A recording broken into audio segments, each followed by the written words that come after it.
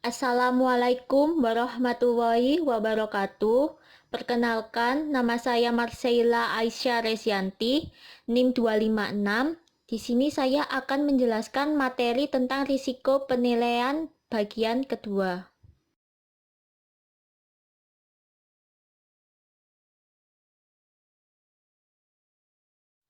Yang pertama, risiko audit.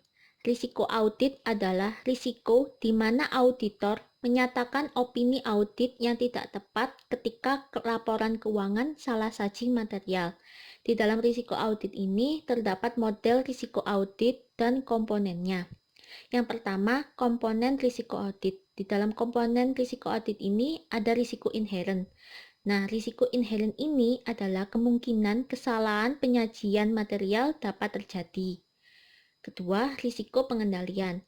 Risiko pengendalian ini risiko bahwa sistem pengendalian internal klien tidak dapat mendeteksi salah saji material. Yang ketiga, risiko deteksi. Risiko deteksi adalah risiko di mana prosedur pengujian auditor tidak akan efektif dalam mendeteksi salah saji material. Nah, selanjutnya ada model risiko audit.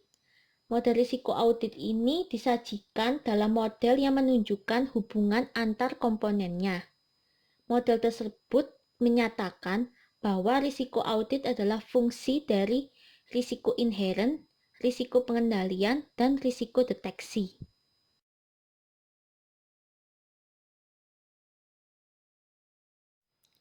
Yang kedua, ada materialitas.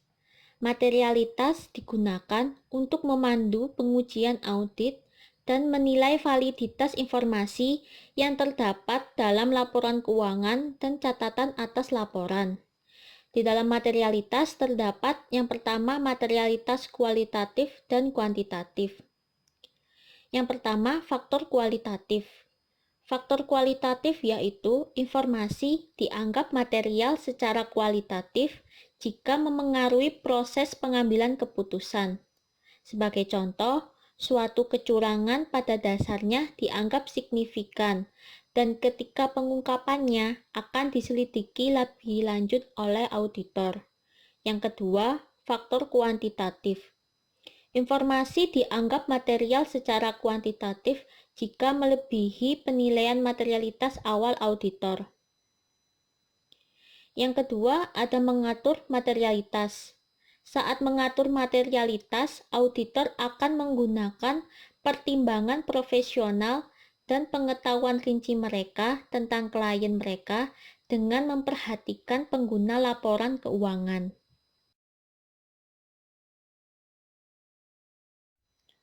Selanjutnya, yang ketiga, strategi audit.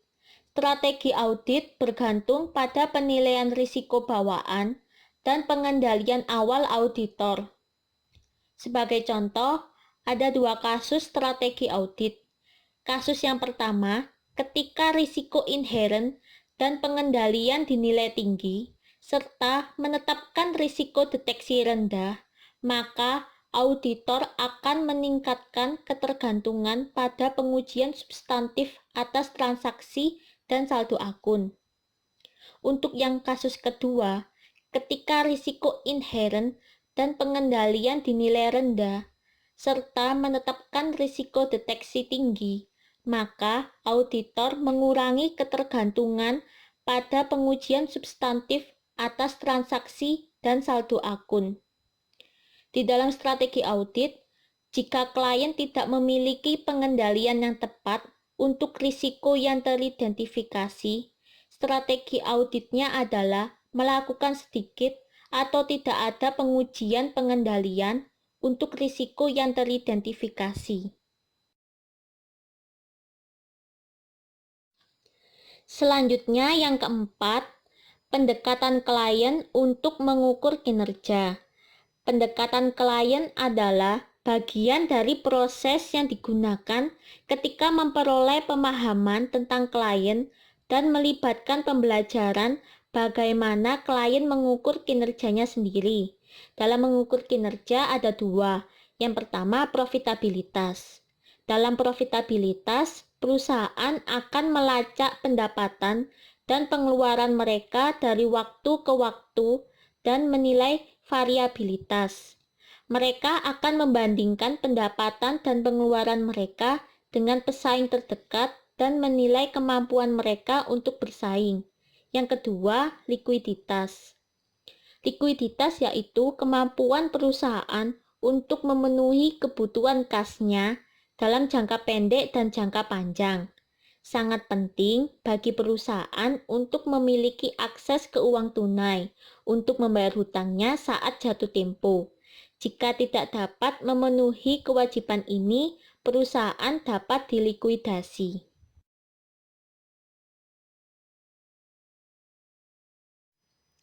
Yang kelima, prosedur analitis. Menurut ASA 520, prosedur analitis sebagai evaluasi informasi keuangan dengan mempelajari hubungan antara data keuangan dan non-keuangan. Prosedur analitis mencangkup beberapa hal, yaitu yang pertama perbandingan. Perbandingan sederhana dibuat antara saldo akun untuk tahun berjalan dan tahun sebelumnya, serta tahun berjalan dan anggaran. Ketika membandingkan saldo akun dari satu tahun ke tahun berikutnya, perubahan signifikan dapat dilacak dan diselidiki lebih lanjut oleh auditor. Yang kedua, analisis tren atau analisis horizontal. Analisis tren melibatkan perbandingan saldo akun dari waktu ke waktu.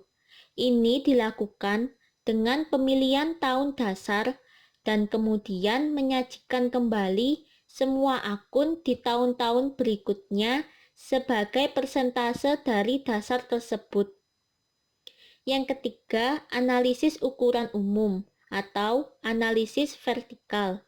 Analisis ukuran umum melibatkan perbandingan saldo akun dengan satu item baris.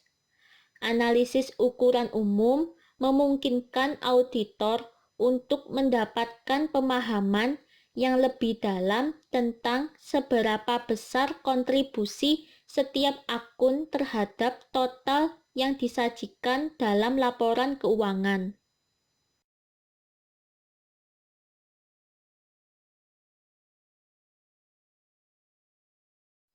Selanjutnya, analisis rasio.